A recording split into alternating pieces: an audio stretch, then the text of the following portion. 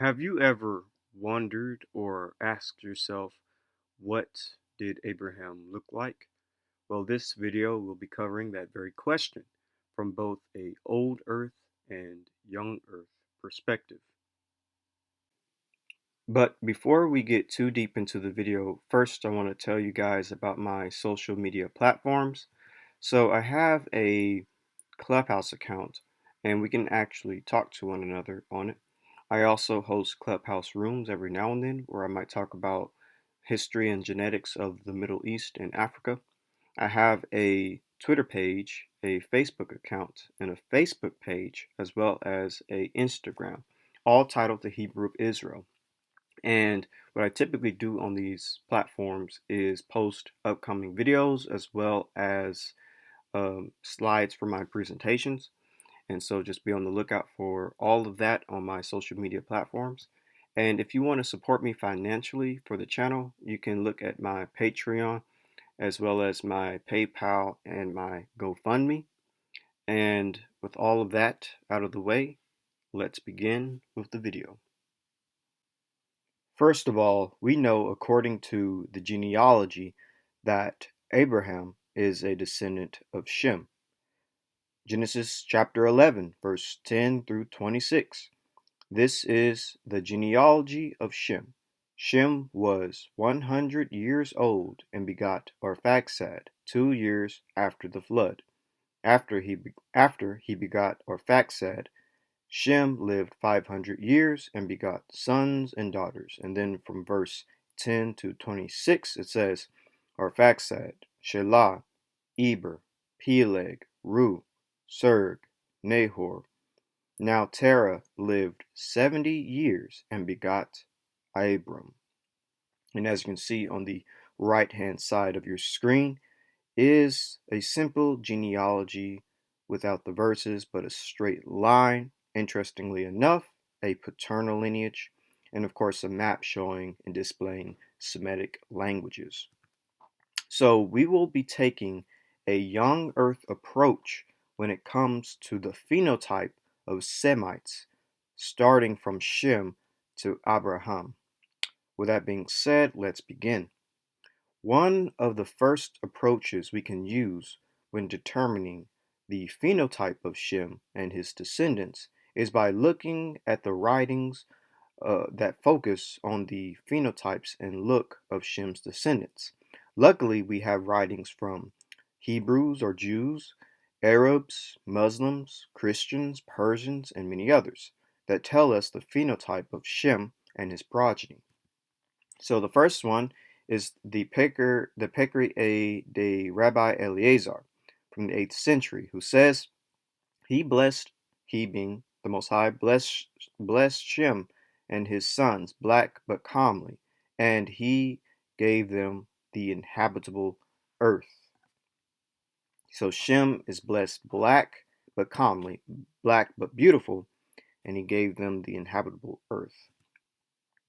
And this is from Al-Tabri, History of the Messengers and the Kings. This is a Muslim source, and it says, the children of Sam, Shem, settled in the center of the earth, which is between Sadraman and the sea, and between Yemen and Syria. Allah made the prophets from them, revealed the books to them, made them beautiful, gave them a black complexion, luminous, and free of blemish. So this source says that the descendants of Shem are, again, black and beautiful, black and comely. And this is from the Persian historian Tabri. Born to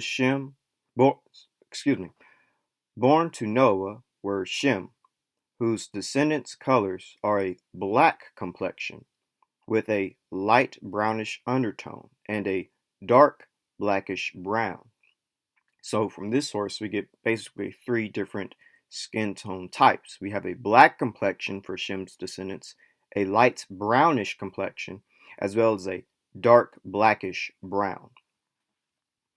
So that's very interesting. And of course, I have to the right hand side of the screen pictures of indigenous skin tone maps that kind of can reflect that actually. And this is from Ibn Abbas, a famous Arabic scholar, who says, Allah made the descendants of Sam or Shem and the descendants of Ham black skinned. So from this source, it's basically showing that both the descendants of Shem and Ham, they have similar complexions. They're both black skinned. They both seem to look the same. And this is from the 13th century historian Ibn al-Abri or Bar Habrakius, who says, Shem, the land of the Browns. And so he is saying that, Shem has brown skinned people.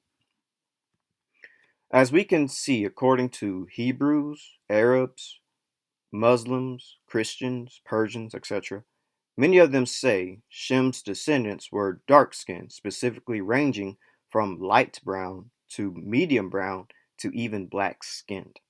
This is very fascinating because this gives us an idea from an ancient perspective how Shem's descendants could have looked. This means the people from Shem to Abraham could have been dark skinned, somewhere between light brown to black in complexion. So now let's look at the Newtophans. Now, when it comes to the biology of Newtophans, we know that it is believed that Newtophans are the ancestors of Semites. From a younger perspective, I believe that they are the descendants of Shem. Newtophans would represent the early descendants of Shem. Therefore, Newtophans are a great source to look at when determining the ancient phenotype for Semites, beginning with Shem to Abraham, or Eber to Abraham. This is from In Hot Pursuit of Language and Prehistory, and it says, this paper makes an additional inference, since there is archaeological and physical anthropological reason to believe that the Newtophans were related to modern Semitic-speaking peoples of the Levant. That would include your Israelites. And so here is the area of Newtophan culture, basically beginning from the Negev near Sinai all the way up to Syria and northern Mesopotamia. And as you can see on the right-hand side of your screen is a reconstruction, a forensic reconstruction of a Newtophan. And so this is from the New York Times, a paper that came out in 1857 dealing with the Newtophans, and it says, they were clearly a Negroid people, said Sir Arthur, with wide faces, flat noses, and long, large heads. They may have been ancestors of the Arabs or Semites of biblical times, in Sir Arthur Keith's opinion. That's very interesting because this is following along with the Israelites descending from Newtophans. And it says, in addition to these riddles, Sir Arthur Keith propounded another linking them unaccountably to ancient Ur of the Chaldees and the prehistoric man of South Africa. But a strange coincidence, he said, at the time of the burnt remains came to me. Leonard Woodley sent me a box of human remains from under the foundation of Ur. These burnt bones from Ur of about the third dynasty also represented not ordinarily cremation of dead bodies clothed with fresh, but cremation of dry bones in the remains from Ur's women's bones were preponderated. And this is interesting because we know that Abraham comes from Ur of the Chaldees. Genesis chapter 11, verse 31 through 32. And Terah took his son Abram and his grandson Lot, the son of Haran, and his daughter-in-law Sarah, his son Abram's wife, and they went out with them from Ur of the Chaldeans to go to the land of Canaan. And they came to Haran and dwelt there. So in the days of Terah were 205 years, and Terah died in Haran. So it's interesting how these Newtophan remains seem to be linked to Ur of the Chaldees and even, prehistoric man in South Africa. So it's very interesting. So this paper right here actually deals with the Newtophan phenotype as well. The questionable contribution of the Neolithic and the Bronze Age to European craniofacial form. And so it says, it is a further surprise that the Epio-Paleolithic Newtophan of Israel, from whom the Neolithic realm was assumed to arise, has a clear link to sub-Saharan Africa. Interestingly enough, however, the small Newtophans sample falls between the Niger-Congo group and the other samples used. This placement suggests that there may have been a sub-Saharan African element in the makeup of the Newtophans. As shown in Figure 1, the Somalis and the Egyptian Bronze Age sample from Naqada may also give a hint of a sub-Saharan African component. So as we can see on this chart, Niger-Congo and Newtophan are very close to one another. And on this chart, Newtophan is in between Niger-Congo and prehistoric/recent Northeast African.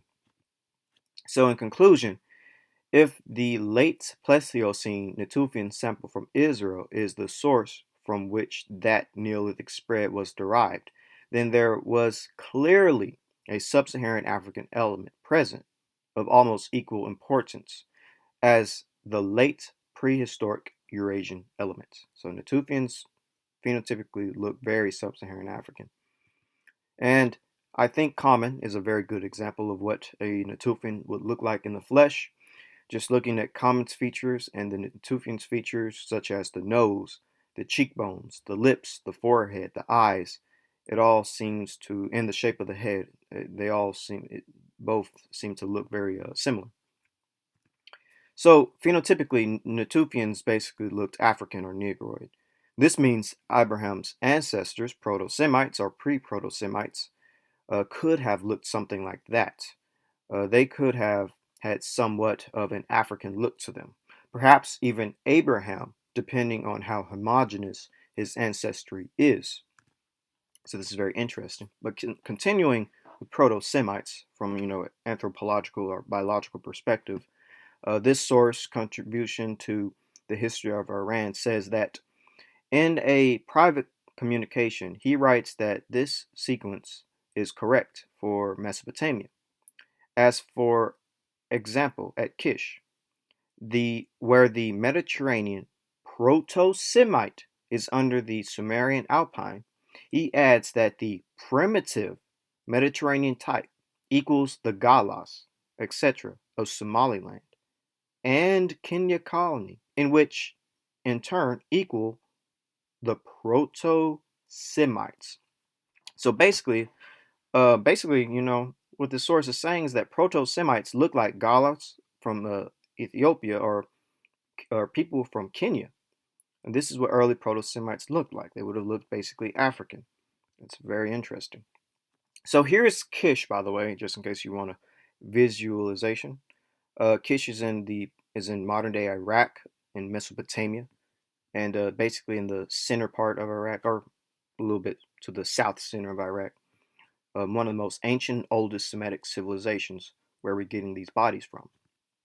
And so now let's turn our attention to Mari, which is another old Semitic civilization. So Mari was an ancient Semitic city-state in modern-day Syria.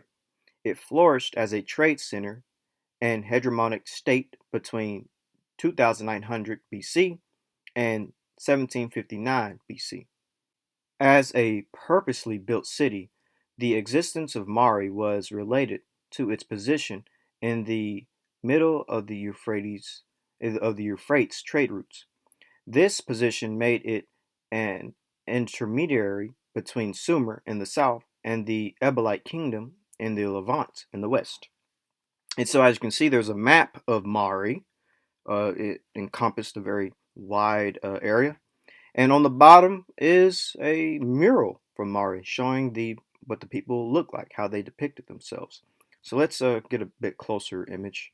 So as we can see, we see brown skin tones, dark brown skin tones, dark hair, and I would definitely assume dark eyes when it comes to the people of Mari. There's more murals from Mari. Here is one from the Palace of Mari in Mesopotamia, early 2nd millennium BC. Here is another mural from Mari in a royal palace This one also goes back to the second millennium BC. Dark hair, dark eyes, dark skin. Here's another fresco from Mari, Syria. And when I put them all together, I would say that these people would be a dark brown skinned people with black hair and dark eyes. And of course, I have to the far left hand side of the image people who are brown skinned, dark haired, and dark eyes. I would say that this is sort of what they could have looked like in the flesh. So, the depiction of Proto Semites from ancient Semitic civilizations in Mesopotamia, based on the remains we found, resemble, I would say, African or Ethiopic peoples.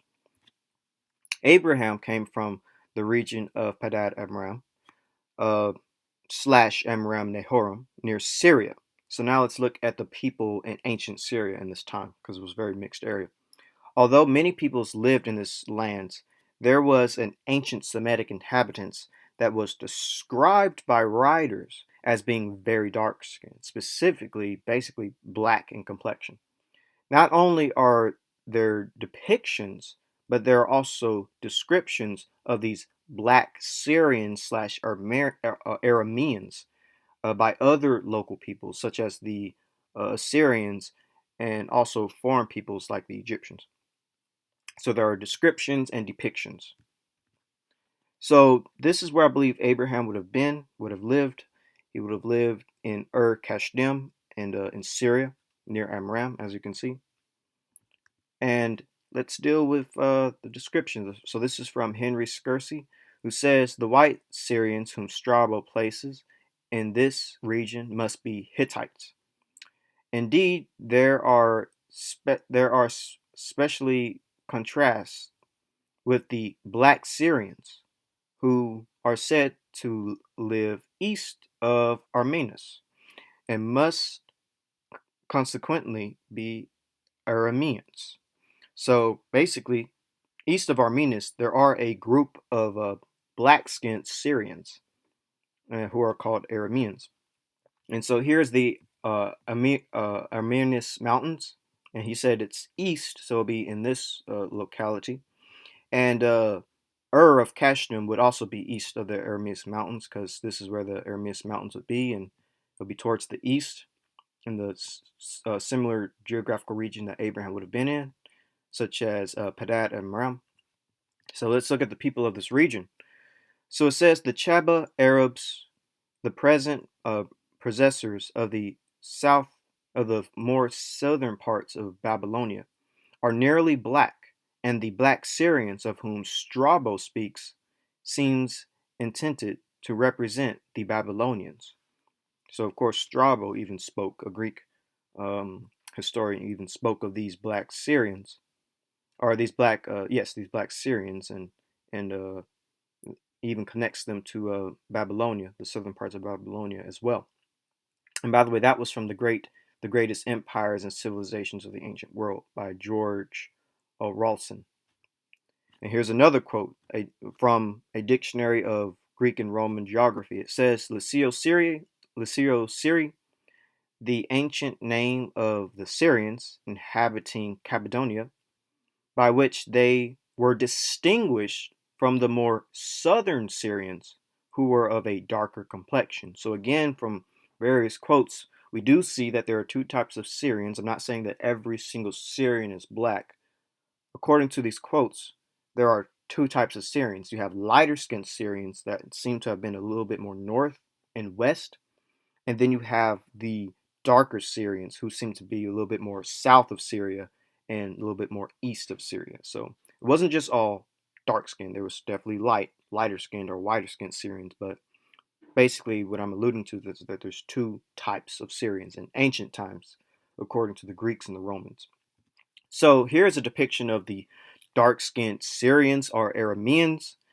This is a fresco from Tel Barshit, and this is the king of Assyria actually conquering these peoples, and they are obviously a dark brown-skinned people with seemingly locks of hair. Yes, I would say that's locks of hair, And here is Tel Bechiris, the region where this king of Assyria conquered these Syrian or Aramean peoples.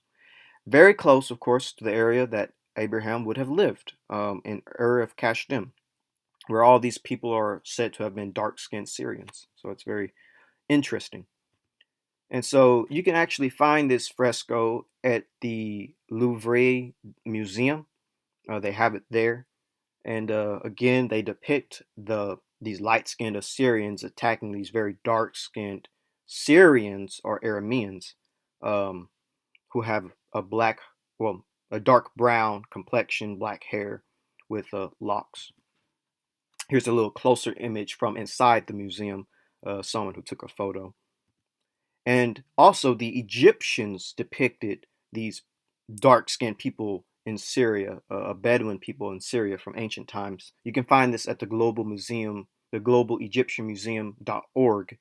The description, as you can see right here, head of a Bedouin from Syria, and it says the description, head with brown red skin, and it goes into the rest of it. But yes, this is from Egypt, ancient Egypt.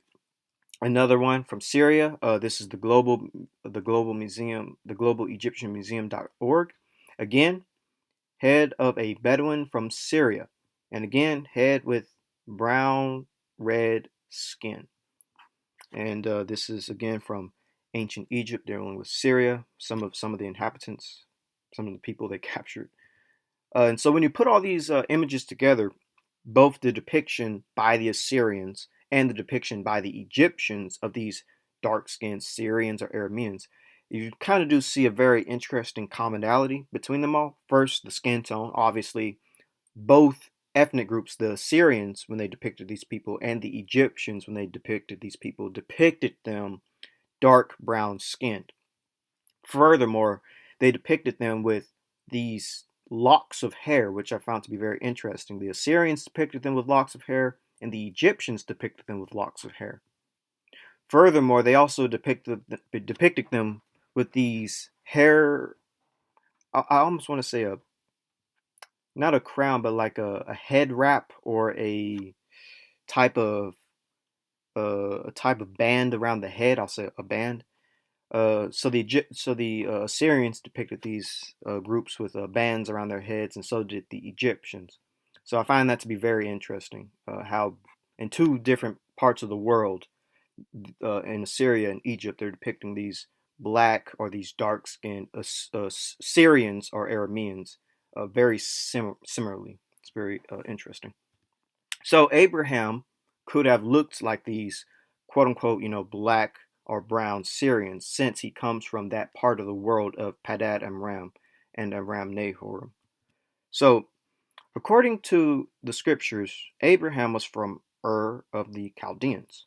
Now, although Chaldeans didn't exist in Abraham's time, when the writers of the Torah needed to update certain parts of the scriptures with the modern audience, they typically did that a lot. They may have used the word Chaldean to explain who Abraham was or where Abraham came from. You find these updates often in scripture. In scripture, another example, a quick example I'll give is using the term Para Ramses when it comes to the Exodus, but originally that region was the Avaris or Goshen. That's just a quick example. That was an update in the scriptures. But anyways, with that being said, understanding who these ancient Chaldeans are could give us a hint into what Abraham could have looked like. Ancient Chaldeans have been described as looking like Elamites, which is really interesting. This is even a tradition. There's even a tradition in the book of Jubilees that Arphaxad, an ancestor of Abraham, married an Elamite. So, Genesis chapter 11, verse 27 through 32, it says, "This is the genealogy of Terah. Terah begot Abram, Nahor, and Haran. Haran begot Lot. And Haran died before his father Terah in his native land, in Ur of the Chaldeans. And Terah took his son Abram and his grandson Lot, the son of Haran, and his daughter-in-law Sarah, his son Abram's wife, and they went out with them from Ur of the Chaldeans to go to the land of Canaan. And they came to Haran and dwelt there. So this book is Prehistoric Nations by John D. Baldwin. So he says, the region known as Susnia was politically connected with Chaldea from the earliest times. It was occupied by people of the same race, who in the course of time may have developed a Susnian dialect of the common language. This region was probably inhabited in the distinct first colonized in the this region was probably included in the district first colonized by the Cushites. Its ruins are of great antiquity and show plainly their Cushite tongue. So basically, John D. Baldwin is saying that the people of Susnia and Chaldea are from the same race. And Susnia, by the way, is the capital of Elam. So let's go into that. This is another quote, but it's by A.H. Skazy, talking about ancient Babylonians. He says, however, M. Defone's excavations on the site of Susia have brought to light inbuilt bricks of the Elamite period, on which a black race of mankind is portrayed. It may mean that the primitive Sumerian population of Chaldea was really black skinned. So basically it's saying that, when it comes to the primitive population of Chaldea, that the inhabitants could have been black skinned based on M. Defone's excavations and what he found when it comes to the Elamite period. And so this is from The Negro in the New World by Sir Henry H. Johnson. He says the Elamites of Mesopotamia appear to have been a Negroid people with kinky hair and to have transmitted this racial type to the Jews and Syrians. An evident Negro element is in Babylonia. It is possible that in or the verge of the verge of Arabia, the ancient basal stock of the generalized Negro parted, divided into two streams of divergent immigrations, one to proceed to Europe via Syria and the other to pass through Arabia to Egypt and tropical Africa. In Arabia or in Egypt, it may be arose the difference between the long-headed African Negro. But the main thing to get out of this is the fact that the Elamites of Mesopotamia, they looked like a Negroid people and they had kinky hair, and there was a Negro element in Babylonia.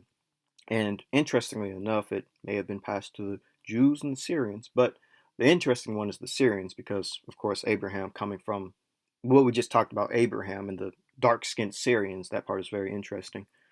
But the Book of Jubilees says, or there is a tradition, should I say, in the Book of Jubilees that Arphaxad married an Elamite. So Elam named Susnia, whose daughter Rashunia married Arphaxad, progenitor of another branch of Semites. Sushan, or Susia, was the ancient capital of the Elamite Empire, mentioned in Daniel chapter 8, verse 2. So you have Arphaxad, an ancestor of Abraham, marry an Elamite, according to the Book of Jubilees. And here it is right here, Book of Jubilees, chapter 8. Arphaxad took to himself a wife, and her name was Ashrajeah, the daughter of Susia, the daughter of Elam. And forgive me for my mispronunciation. So, with Arphaxad marrying an Elamite woman, what do Elamites look like? And as you can see on your screen, this is Elamites. Clearly, they are a dark brown skinned people with, as the writers say, a kinky, curly hair, and I can see why that they would quote unquote call them Cushites, even though they're not Cushites, these are Semites. But even when it comes to their quote unquote gods, they also depicted them dark brown, reddish dark brown skin with kinky hair. Here are more images of Elamites on the walls of Elam with their spears and their arrows, their bows and arrows, depicted very dark skin, all of them with very kinky curly hair, wearing headbands as well. Here's another image of Elamite gods depicted just like the Elamite people with brown, dark brown skin and very kinky curly hair, thick, bushy hair, both for the gods and for the men. And here's more images. They depicted themselves like this over and over again. There's a lot of them. This is why a lot of, old anthropologists were like, these people are clearly either Cushitic or that they're Negro, but these are definitely Semites. They're just dark-skinned Semites. It's simple as that. And there are plenty of images of these dark-skinned Elamite people, black hair, dark eyes, dark brown skin, etc., etc. So the Chaldeans are represented as looking like Elamites. That's what I want you to get from this. Chaldeans are said to look like Elamites, and furthermore, an ancestor of Abraham. If we take the book of Jubilees to be true, an ancestor of Abraham mixed with these people or got with these people. So Abraham could have looked like an Elamite. The Elamites, even though they are Semitic, they are described as looking African. Therefore, Semites from Shem to Abraham could have looked African, either Negroid or Cushitic. Now, with the nativity of Abraham being Ur of the Chaldeans, it is likely that the writers connected Abraham to Chaldeans of their day. If this is so, what did ancient Chaldeans specifically look like? So now let's look at the Chaldeans themselves, the ancient ones. Again, reiterating this verse, Genesis chapter 11, verse 27 through 32. This is the genealogy of Terah. Terah begot Abram, Nahor, and Haran. Haran begot Lot. And Haran died before his father Terah in his native land, in Ur of the Chaldeans. So, remember what was said about the Chaldeans when it comes to the Newtophans. They may have been the ancestors of the Arabs or the Semites in biblical times, in Sir Arthur Keith's opinions, talking about the Newtophans. Furthermore, it says, in addition to these riddles, Sir Arthur Keith propounded another linking them unaccountably to ancient Ur of the Chaldeans and the prehistoric man of South Africa. So the Newtophans seem to biologically be linked to Ur of the Chaldees, which is interesting. So again, Newtophans is another great example of how Proto-Semites could have looked, how Abraham could have looked, and his people. And of course, when it comes to Newtophans, it is a further surprise that the Epio-Paleolithic Newtophan of Israel, from whom the Neolithic realm was assumed to have arisen, has a clear link to sub-Saharan Africa. So there you go with that. So now let's look at the Chaldeans. Let's specifically go to them. So according to Smith's Bible Dictionary, it appears that the Chaldeans were in the earliest times merely one out of many Cushite tribes inhabiting the Great Alvum plain, known afterwards as Chaldea or Babylonia. So according to Smith's Bible Dictionary, Chaldeans may have been a Cushite people, and of course Cushite is a very flimsy term. Basically, they're saying that they could have been black. And let's look at more quotes dealing with Chaldeans. So this is from History of Ancient Civilization. This is by Charles Sosgobos. Excuse me. The Chaldeans in the plain of the Euphrates. They were peoples of sedentary and peaceful pursuits. Their skin was dark, the hair short and thick, and the lips strong. Some terms them Cushites, others Hamites. So interesting. Again, we're seeing that Chaldeans are sort of being represented as a African-looking people, dark skin, thick, short hair, strong lips. So it's very interesting. So this is from Prehistoric Nations by John D. Baldwin. He says all the best qualified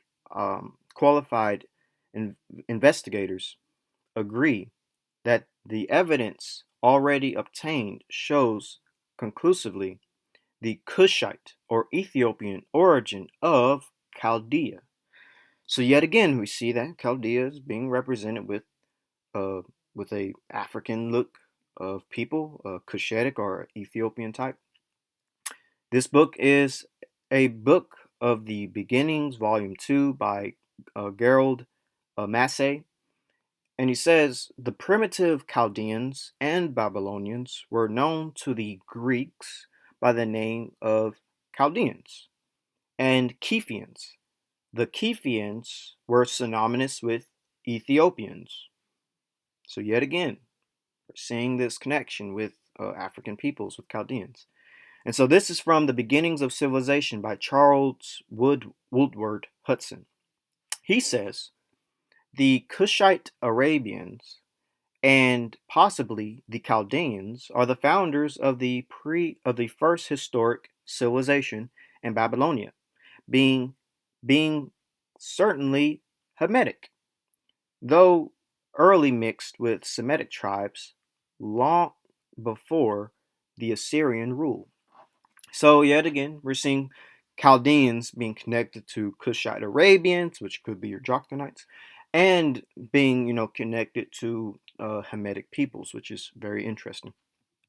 So here is actually a depiction of Chaldeans. This is from University of Cambridge, Faculty of Asian and Middle Eastern Studies. And this is Chaldean soldiers with a certain group of captives. I'm not going to reveal who the captives are. I'll touch on who those captives are later. But here are the depictions of Chaldeans. This is a depiction by the Greeks. As you can see right here, this is the Greek language. And so this is from the 11th century. So here's a closer image, by the way. These are Chaldeans. And looking at the Chaldeans, they do pretty much fit what those writers were saying, how, Chaldeans are dark-skinned, short, thick hair, and they look, quote-unquote, Ethiopian or quote-unquote Cushitic or quote-unquote Hamitic because they're dark-skinned. That's what a lot of those old anthropologists mean, by the way, when they say, oh, Ethiopian or Cushitic. Chaldeans are a Semitic people, so they're not Cushites or Hamites, they're Semitic. But they look Hamitic is basically what they're saying. And I will agree, they're dark-skinned. They're clearly a brown-skinned people with dark hair and dark eyes. So, with that being said, it's highly likely that Abraham could have looked like these ancient Chaldeans. Ancient Chaldeans looked African, so Abraham could have looked African. Simple as that. So Abraham could have also looked like the Joktanite Arabians. So let's look at let's get into the Joktonites. So Joktanite Arabians would technically be the most ancient / closest relatives to Abraham.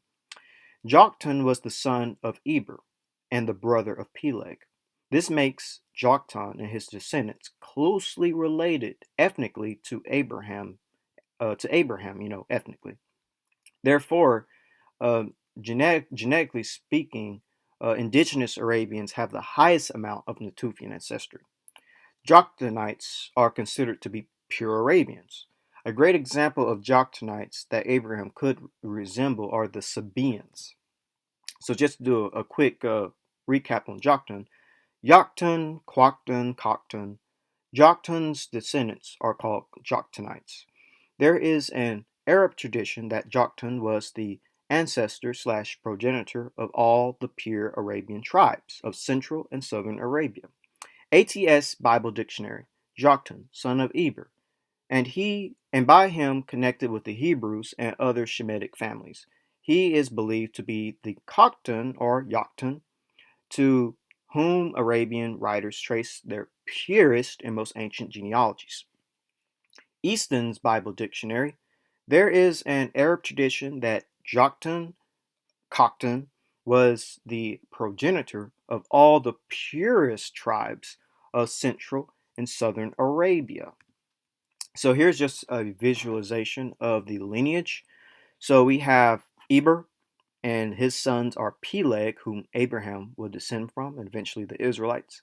And then he has another son named Joktan, and these will be your Joktanites, and here are his sons.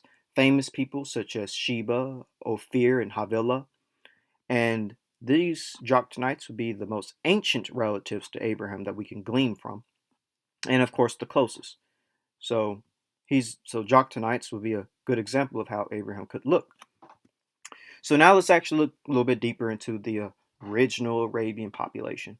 So this is from a book, The Arabs, by Bertram Thomas. He says, the original inhabitants of Arabia, then, according to Sir Arthur Keith, one of the world's greatest living anthropologists, who has made a study of Arab skeletal remains, ancient and modern, were not the familiar Arabs of our own time, but a much more darker people.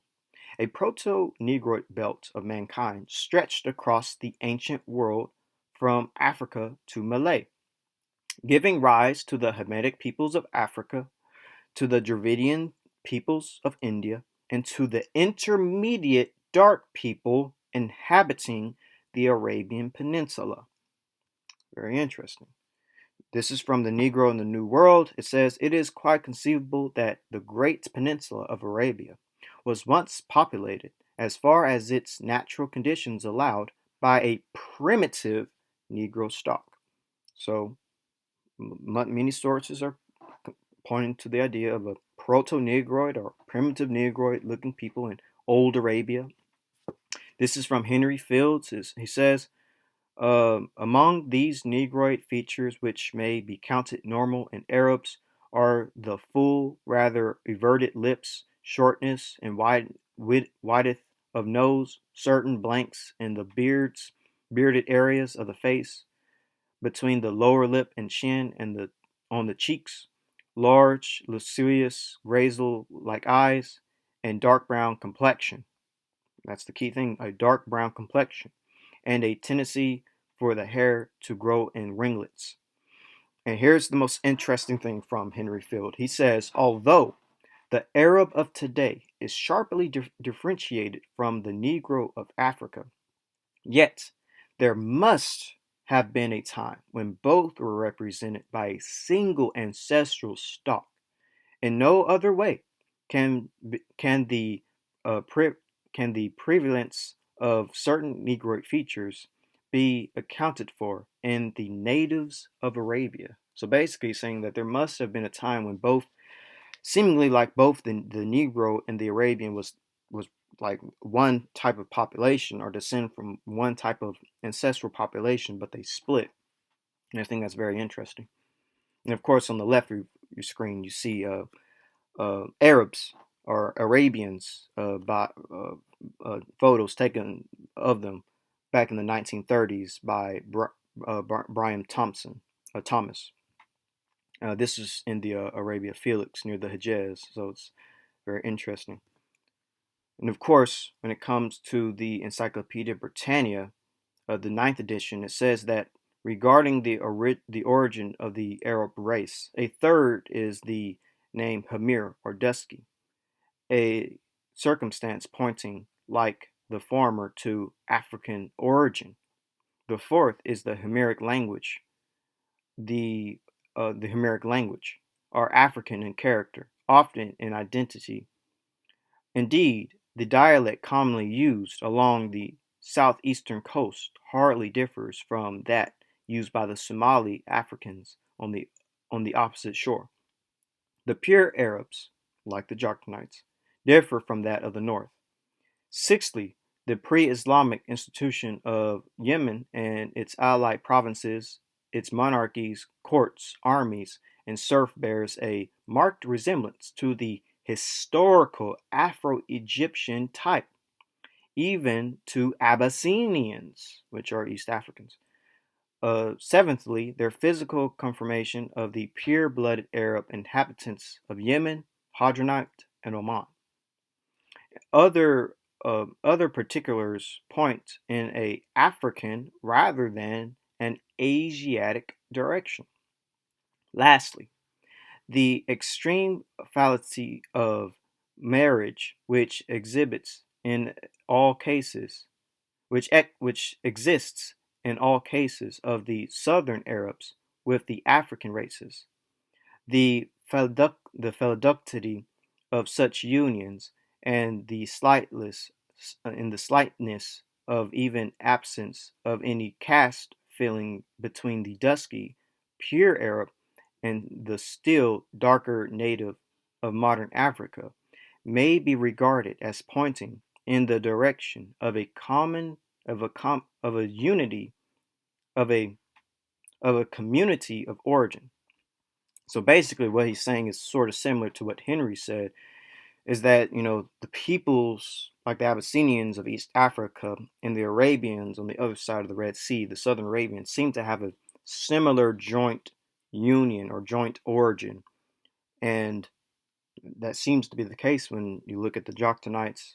Check out my video on Sheba, son of Joktan, that Jokhtanites actually did go into the land of East Africa.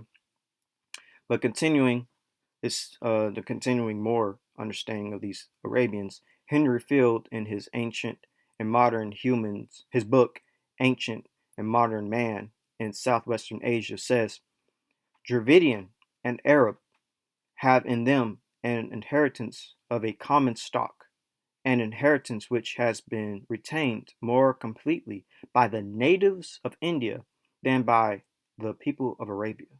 So basically saying that even the Dravidians and the Arabs seem to, in their phenotype, have a common link. And on the right-hand side of my screen at the top are Dravidians, ancient Indian types. And so Marshall and von Eifel's remarkable insight has the support of contemporary ethnology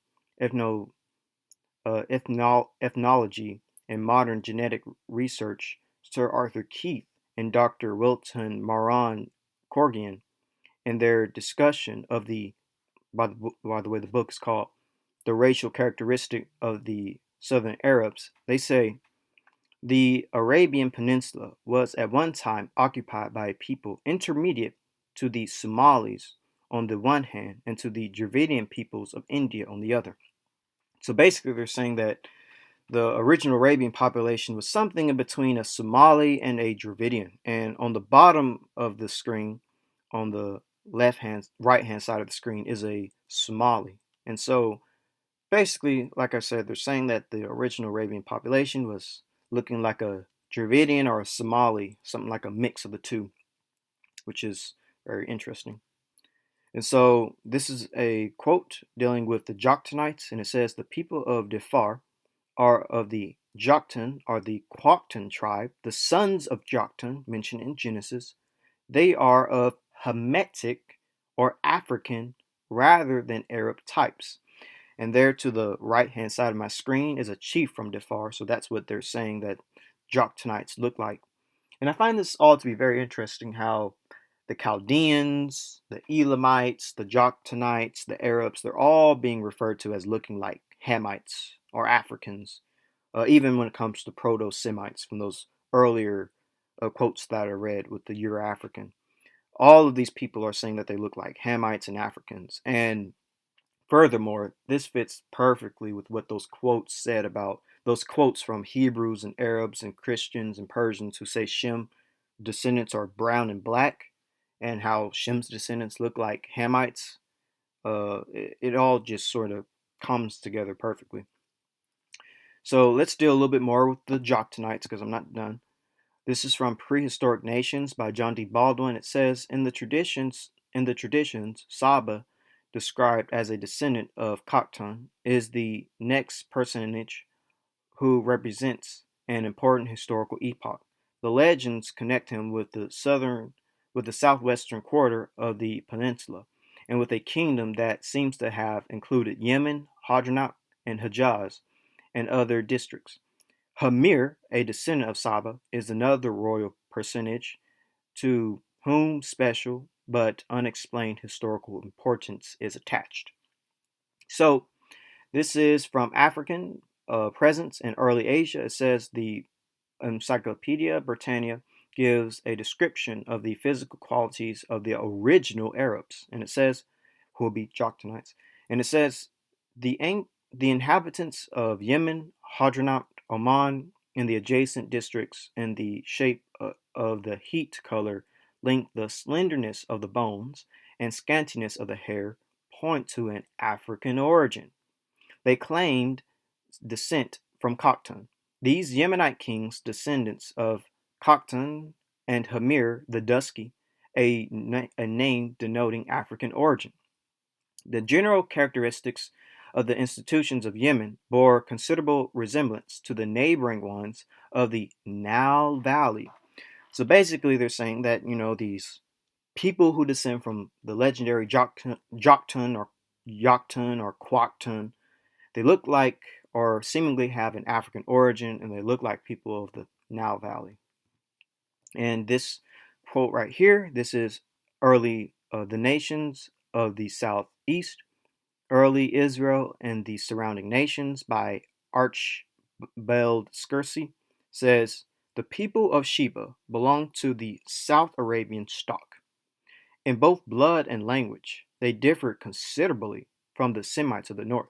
Physically, they bore some resemblance to the Egyptians, and it has been suggested that the Egyptians were originally immigrants from their shores.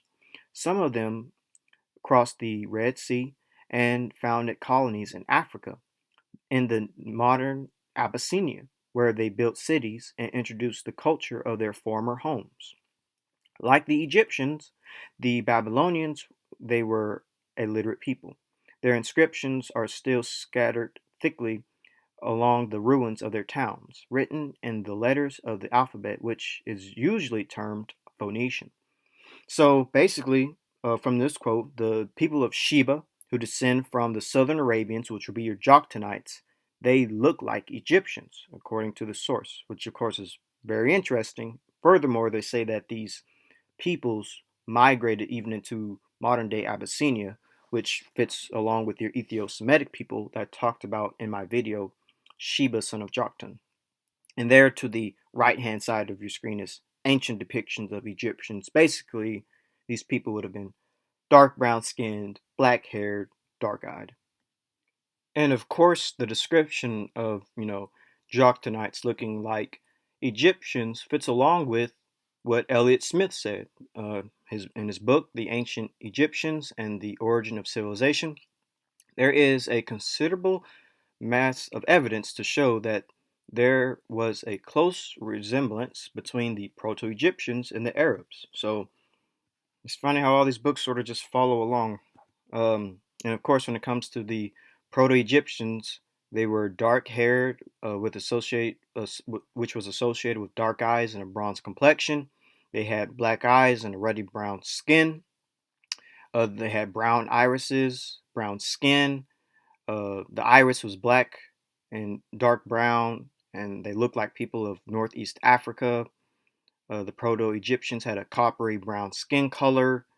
They always depict themselves with a red skin. So this is basically what we're getting at when it comes to these ancient original Arab types. And of course, when it comes to what Elliot Smith said about the Proto-Egyptians, calling them the brown race is associated with, quote unquote, a Negroid type of people. So, and of course, the Euro-African as well is associated with the Negro people of Africa, or closely related to the Negro people of Africa. So it's all following along down a same trajectory, which is these people are dark skinned. These ancient people are dark skinned. So this quote dealing with Southern Arabians, the people of Arabia belong to two distinct and apparently quite different races. The Arabs of southern South Arabia are smaller, darker, and coarser featured, and nearly beardless. All authorities agree that the southern Arabs are nearly related by origin to the Abyssinians, who are your Ethio-Semites. And so Abyssinians are Habesha peoples, and they are a Semitic language speaking peoples mainly uh, who mainly live and reside in the highlands of Ethiopia and Eritrea. And people in the diasporic community uh, typically have adopted the name Habeshas, all referring to all peoples of Eritrean and Ethiopian origin. And by the way, those are images. To the right hand side of your screen is depictions, or should I say, an actual image of Habesha people. So that's how Jokhtanites could have looked, and early Semites for that matter. But now let's read more books dealing with Southern Arabians. This is racial types from South Arabia. It says racial affinities of the South Arab lie in Northeast Africa. A Negroid strain occurs in the belt from Africa through South Arabia to Malaysia, including the Dravidians of southern India. So again, we're seeing that these Southern Arabians, these Jokhtanites, they looking like Africans. And so now let's look at some Sabian statues. There are Sabian statues, two male statues. Look at their features, look at their hair. And here is a Sabian statue right next to an Ethiopian. And when I look at the features, they look pretty much the same. And here's more depictions of a Sabian with a Ethiopian or Abyssinian. And here's more. And I think that I will agree with these writers who say that Ethiopians are descendants of these Sabians. And this is how Sabians could have looked. They basically would have looked like your Ethiopians of today, because the features just match perfectly, even when it comes to the women and the hairstyles, and of course the features of the face. So here's just good example of what these people look like. Sabians, Ethiopians, Abyssinians, Habesha, all one and the same. So Abraham could have looked like Joktanite Arabians, and Joktanite Arabians looked like Africans, specifically Ethiopic. So Abraham could have looked Ethiopic. Bedouins are another good example, or another good group that Abraham could have looked like. Bedouins, like Arabians, are another ancient indigenous population to the Middle East. Like the Arabians, their closest ancestors are the Newtophans. And furthermore, we can find ancient depictions of Bedouins from Syria, where Abraham came from. And Abraham, in a sense, is kind of like a Bedouin because he's a bit nomadic in parts of the scriptures where he's always, where he's wandering from Ur to the land of Canaan. He kind of becomes like a Bedouin in a sense. But according to the genomic history of the Middle East, Arabians and Bedouins are positioned close to the ancient Levantines, which would be your Israelites. It is a further surprise that the Epio-Paleolithic Newtophan of Israel, from whom the Neolithic realm was assumed to arise, has a clear link to sub-Saharan Africa. So Bedouins are connected to Newtophans. And so when it comes to Bedouins, historically the indigenous tribal groups or tribal peoples of the Middle East, called the Bedouins or Bedouari, have often been excluded or overlooked compared to the settled populations within the Levant region. And as you can see at the top is Bedouin boys, two Bedouins, quite dark skinned. And here's a Bedouin head from Syria. Just want to re-show you that when it comes to the Bedouins of ancient times, they too are dark skinned. Two Bedouins depicted by Egyptians, and these Bedouins were situated in Syria. And here are 18th century drawings of Bedouins. This is a young Bedouin girl, a nomadic Bedouin pastoralist in the Negev, the Sinai Negev, Syria. And their features are, to say the least, interesting. when it comes to the hair and the face and the skin tone. And here are pictures, old pictures of Bedouins. Again, these are clearly a dark-skinned people. And here are more depictions of Bedouins, but these images are a little bit more colorized. And as you can see, they are still quite dark-skinned. These are Bedouins in Jerusalem, as a matter of fact, in Israel. And here is just more Bedouins. This is from the Jordan, which is a neighbor to Israel. You know, it's in the Levant region. And Bedouin girl and a Bedouin camel herder. And here is Bedouins from Oman, specifically. This is another part, but this is in Arabia. And so the Al-Rashid southern tribe, the Al-Rashid is a Hadwi or Bedouin southern tribe and seems to have been part of the Bart Karith tribe in the past. Forgive me for my mispronunciations for the last words and the words coming up. The Rashid were among the most isolated of the tribes in Oman, living in the far reaches of Darfur. And Darfur, by the way, was what the early writer said that Jokhtanites looked like. It says, with little interaction with the outside world until the second half of the 20th century, they are still considered to be one of the few pure Bedouins. So that's interesting. So people in this region, the Al-Rashid Bedouin tribe, are considered pure Bedouins. So let's look at what these people look like. So here are Bedouins of that type. Bedouin Bats Kathri are the Bedouin Rashid, as they said right here. The Al Rashid are the Bats Kathri. Bat Kathri, Bedouin Rashid. So this is what they look like right here. This was images taken in the 1940s. And let's get a closer image. So this is what these Bedouins, these quote unquote, pure Bedouins look like. And again, we're dealing with a very dark-skinned people and dark-haired people. And here is the Rashid tribe, the Rashidia tribe, as they said earlier. And again, we're dealing with people who are quite dark-skinned, medium brown to very dark brown. Al Rashid, this is a family of them. Here is a Rashidi boy, brown skin, brown eyes, brown hair, or dark hair. Here is a Rashid man, Bedouin. Here is a Rashid in Saudi Arabia at a camel market. And here is again in a camel market in Saudi Arabia, man, a Rashid on a camel. Here's Rashid men having breakfast, and as you can see, they're quite dark-skinned Bedouin people. And here are two Rashid people having a gentleman's disagreement, I would say. And that's Rashid man. So just a closer image.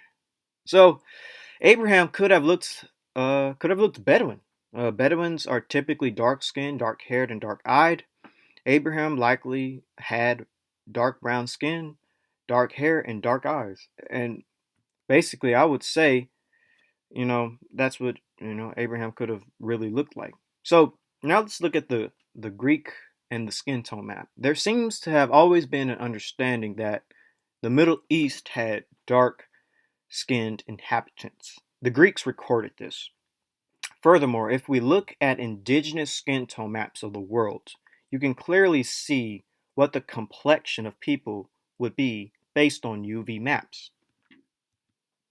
So this is from Ethiopia and the Origin of Civilization by John G. Jackson. And it says, in ancient times, Ethiopia extended over vast domains in both Africa and Asia. It seems certain, declares Sir E.A. William Budgeon, that classical historians and geographers called the whole region from India to Egypt both countries inclusive, by the name of Ethiopia, and in consequence, they regarded all the dark-skinned and black peoples who inhabited as Ethiopians.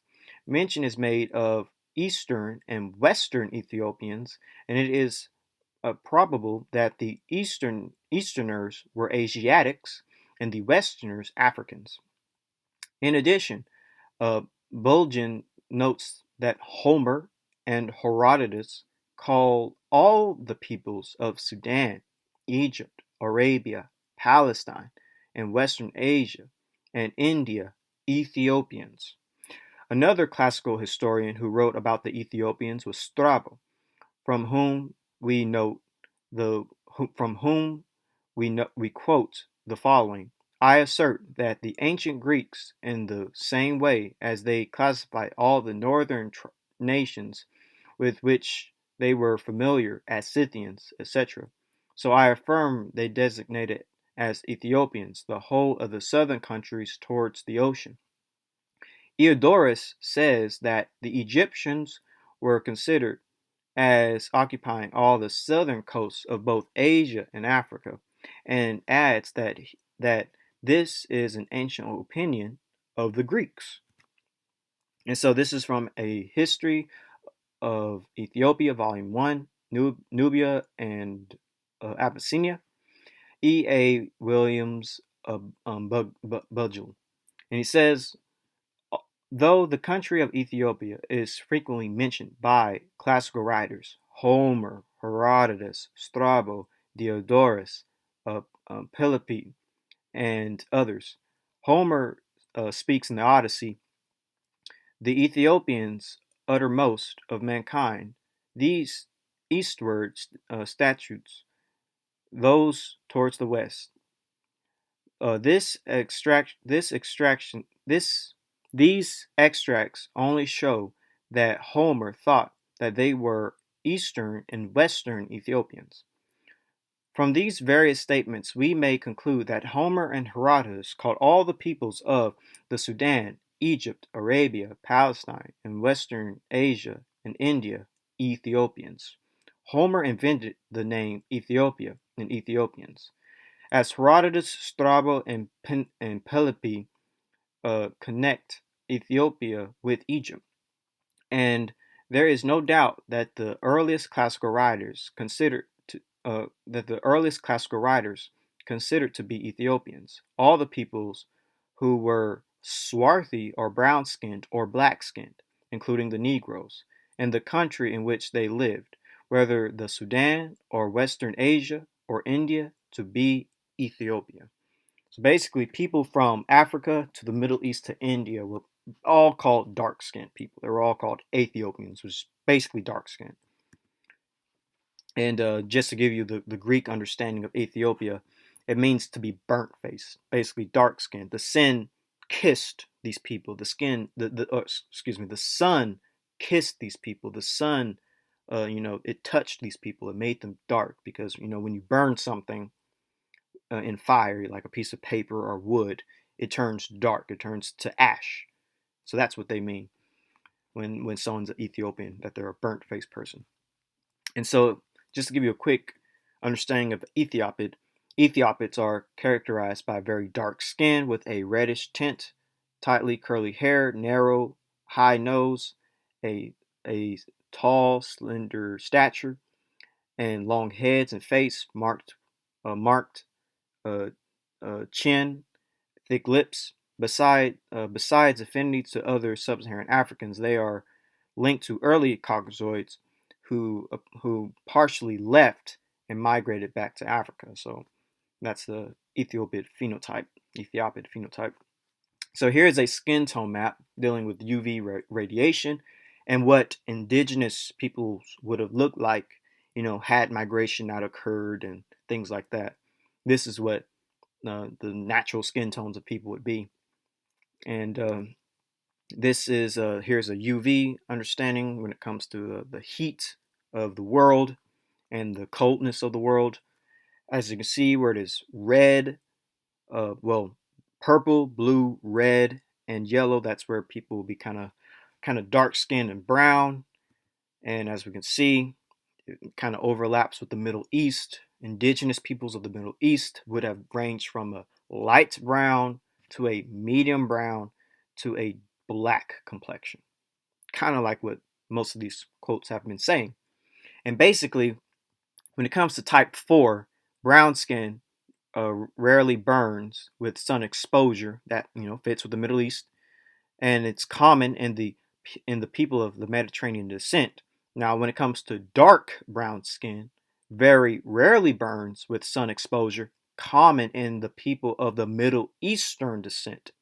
And I agree with the basically type 4, type A, and type 6 being that Mediterranean, that brown Mediterranean, or brown Euro-African, or brown Middle Eastern type, which fits along with the skin tone map and fits along with this understanding. Type 4, light brown to tan skin, dark hair and eyes. Type 5, dark skin, dark eyes, dark hair. And then type 6, very dark skin, dark eyes, and dark hair. All of this would be your ancient Middle Eastern types from Shem specifically. And basically, when it comes to the descendants of Shem, the early Semitic inhabitants, this single image basically summarizes my thoughts when it comes to the Proto-Semites and the descendants of Shem, ranging from basically light brown skin tones to medium brown skin tones to dark brown skin tones and to even black skin tones, because obviously you can have black skin tones in the Middle East. So this is what the early descendants of Shem would look like, having various facial features, by the way, as well, especially as time goes on and depending on who you mix with. So these are the early descendants of Shem.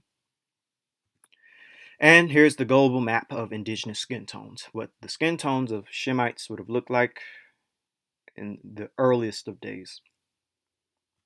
So therefore, since the descendants of Shem to Abraham lived in the general region of the Middle East, I would say that they could fit into the black and brown category of people recorded by the Greeks. And we can clearly see this when we look at UV indigenous skin tone maps. So, Shem to Abraham phenotype. To conclude, what would the Semites from Shem to Abraham look like? From everything we covered, 1. The description of Shem's descendants are black and brown. 2. Description of Newtophans, Negroid phenotype. 3. Description of Proto-Semites, Negroid or Ethiopic phenotype. 4. Eber and Azurad, all Hebrews have Cushite Hamite ancestry. 5. Syrians and Arabians are depicted and described as black, east of Armanus.